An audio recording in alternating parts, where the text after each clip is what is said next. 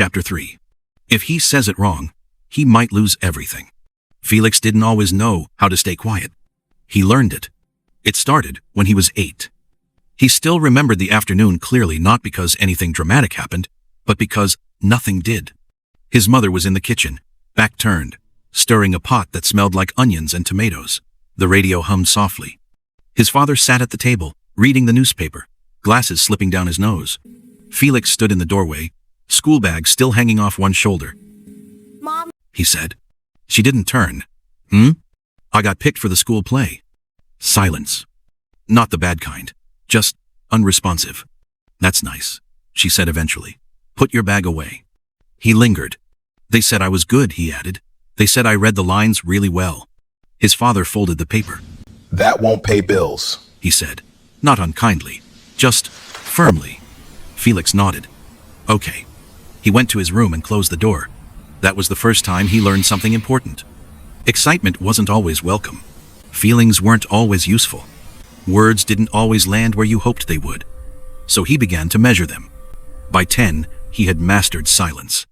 At school, teachers described him as polite, well-behaved, thoughtful. What they meant was, he didn't demand attention. When he liked a girl for the first time, he didn't tell her.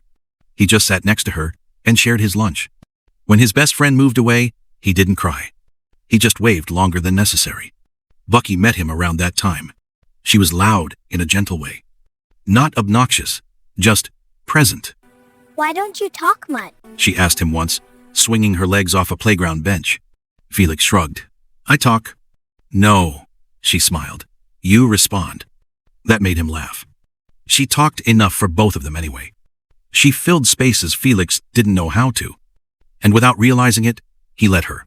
As they grew older, people often mistook their closeness for romance. You two would make sense, someone once said. Buki laughed it off. Felix didn't. That night, he almost told her. They were lying on the floor of his room, music playing softly. Buki, he said. Yeah? I ever tell you... His phone buzzed. Hello? A message from his father. Don't forget tomorrow. Be responsible. Felix swallowed. Never mind, he said. Buki turned her head. You sure? Yeah. She studied him for a moment. "You do that a lot." Do what? He smiled weakly.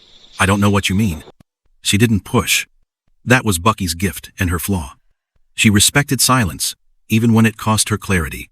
Years later, Felix would realize how many people didn't ask twice. How many moments only knock once. That night, lying alone in his room, Felix stared at the ceiling and thought something he would think many times in life. If I say it wrong, I might lose everything. If I say nothing, at least I get to keep this. So he chose quiet. Again. And it worked. Watch out for Chapter 4. Almost and if onlys. If you are enjoying this story, please comment yes, like, subscribe, share, and click the notification button to know when the next chapter comes up. And for more enjoyable stories, thank you.